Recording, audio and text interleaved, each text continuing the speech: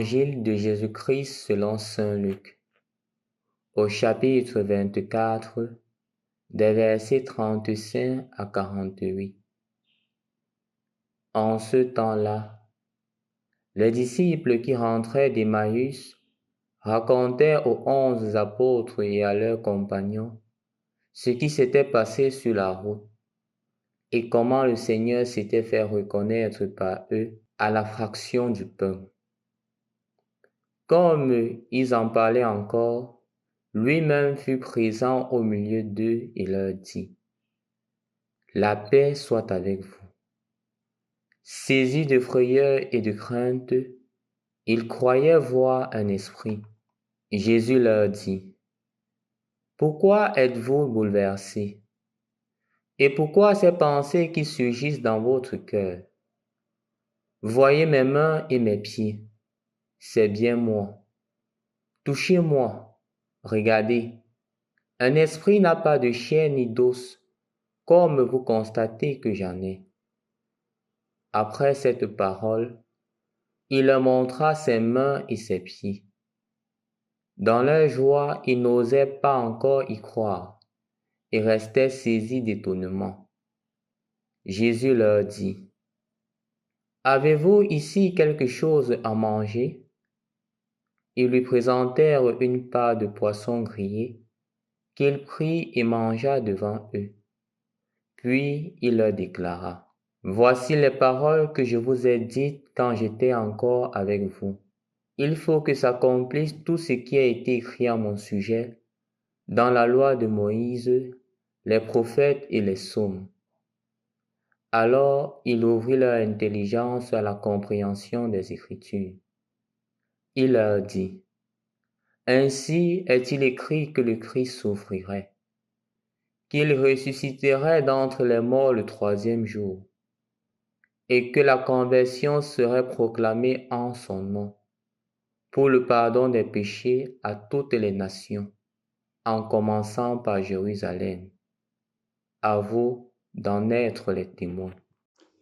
Au nom du Père et du Fils et du Saint-Esprit. Amen. Il y a deux sœurs qui s'aiment beaucoup et qui sont toujours ensemble, qui ne se quittent jamais. C'est la communion et la mission. Elles ne peuvent pas rester seules, séparées. La communion a besoin de la mission pour respirer large, et la mission a besoin de la communion comme un terrain où mettre les pieds, un terrain solide. Les deux sont inséparables, comme des amis intimes qui se connaissent très bien et qui ne peuvent pas faire quelque chose l'une sans l'autre. Et c'est justement ce que la parole de Dieu de ce dimanche, deuxième dimanche du temps pascal, nous dit. C'est Jésus qui retrouve sa petite communauté. Il y a des hommes, il y a des femmes, il y a certainement des jeunes garçons, des jeunes filles, des enfants probablement, qui sont là dans le deuil. Ils ne comprennent pas encore tout ce qui s'est passé. Leur grand frère, leur maître, leur papa est mort, a été assassiné. Tous leurs rêves sont finis. Et voilà que Jésus alors se présente au milieu d'eux. Voilà. Et il était là. Comme il l'avait dit d'ailleurs, s'il y a 2 ou 3 qui sont réunis en mon nom, moi je suis au milieu d'eux. Alors il est là avec eux, avec sa petite communauté, et justement parce que c'est une communauté. Il ne pourrait pas se manifester, ressusciter, vivant, à un groupe disparate comme ça, peut-être au marché. Non. C'est une communauté. Et c'est à partir de cette communauté-là, alors qu'il lance tous ses cadeaux, tous ses dons C'est très beau. La paix soit avec vous. Et puis, voilà, l'envoi. Moi aussi, je vous envoie, comme le Père m'a envoyé. Recevez l'Esprit Saint. Et puis, le pardon des péchés aussi, à l'intérieur de la communauté et à l'extérieur. Et puis, finalement, cet épisode de disciple qui manquait, qui n'était pas là, peut-être qui n'était pas bien en communion encore avec sa communauté, Thomas, cet épisode où le Seigneur lui fait le don de la foi. Donc tous ces dons, tous ces cadeaux, c'est parce qu'ils sont une communauté, même si c'est une communauté un peu encore au premier pas. Elle aura un très grand parcours encore à faire. Et effectivement, quelque temps plus tard, et c'est la première lecture de ce dimanche, les Actes des Apôtres, au chapitre 4, qui nous raconte justement, quelque temps plus tard, comment cette communauté a déjà mûri à partir de la présence du ressuscité. Et voilà, elle est un seul cœur, une seule âme. Il n'y a pas quelqu'un qui puisse dire, voilà, cette chose m'appartient de manière exclusive. C'est vraiment la communauté, la communion. Et cette communion jouit justement du témoignage des apôtres qui sont là, et les apôtres rendent témoignage de la résurrection du Seigneur Jésus, et ils ne sont pas seuls, ils sont justement avec cette communauté. Il ne faut pas croire que ce sont les 12 qui agissent seuls, non, pas du tout.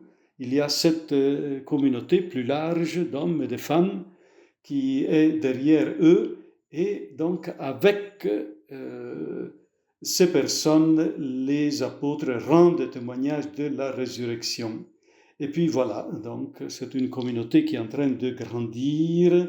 Aucun d'entre eux n'était dans l'indigence, car tous ceux qui étaient propriétaires de domaines ou de maisons les vendaient et ils apportaient le montant de la vente pour le déposer aux pieds des apôtres. Voilà. Et puis on distribue en fonction des besoins de chacun. Alors ça c'est beau parce qu'il y a donc la communion, il y a la mission, et voilà le résultat est aussi cette comment dire, cette croissance, cet élan de fraternité, de justice, de partage, c'est-à-dire c'est une société, un monde nouveau qui commence. Parce que sans communion, il n'est pas possible de construire un monde nouveau. Inutile de vouloir s'entêter à construire des sociétés justes, droites, qui soient respectueuses des diversités, des cultures diverses, qui soient respectueuses des droits des personnes, etc., s'il n'y a pas cette base de communion qui, elle est fondée évidemment sur la présence de Jésus-Christ et sur le témoignage donc de sa vie et de sa mort. Voilà ce qui me semble vraiment très beau dans cette liturgie de ce dimanche. Et c'est deux sœurs, la communion et la mission, qui aboutissent dans l'action des choix pour la fraternité, pour le partage, pour le respect mutuel, etc. Alors je crois que c'est une parole qui nous concerne vraiment nous tous dans nos situations d'aujourd'hui. Nous, l'Église, c'est sûr, nous devons commencer par bâtir, à partir de l'annonce de la mort, de la résurrection de Jésus, à bâtir la communion. Donc des maisons où les prêtres habitent en communion, des maisons où les religieux, les consacrés habitent en communion, des groupes, des mouvements, des paroisses, bref, toutes les activités, tous les groupes qui agissent dans l'Église en communion. Et alors la mission est possible, sinon la mission n'est pas possible et elle devient autre chose. Il est important de se poser des questions. Est-ce que nous, à la maison, en famille, nous en sommes où? Est-ce que nous, dans notre groupe, dans notre mouvement, dans nos activités diverses, quelles qu'elles soient, même des activités sociales, culturelles, politiques, est-ce que nous sommes en train de réaliser cette communion autour de Jésus ressuscité, en sorte que on puisse aboutir vraiment à quelque chose d'utile, de bon, de solide au niveau social et au niveau de l'Église. Voilà la grande question qui nous vient, je dirais, à partir de cette parole d'aujourd'hui. Et alors, bien sûr, le sens de responsabilité qui jaillit, disent, bon, qui fait quoi? Qu'est-ce que je fais? Qu'est-ce que nous faisons? Qu'est-ce que nous pouvons faire? Qu'est-ce qui ne marche pas encore chez nous? Est-ce que nous pouvons améliorer cette communion pour que la mission soit possible et que le monde entier puisse être transformé par la présence de Jésus-Christ qui est venu pour être vie des peuples, vie des familles, vie pour les personnes, vie pour toutes nos situations.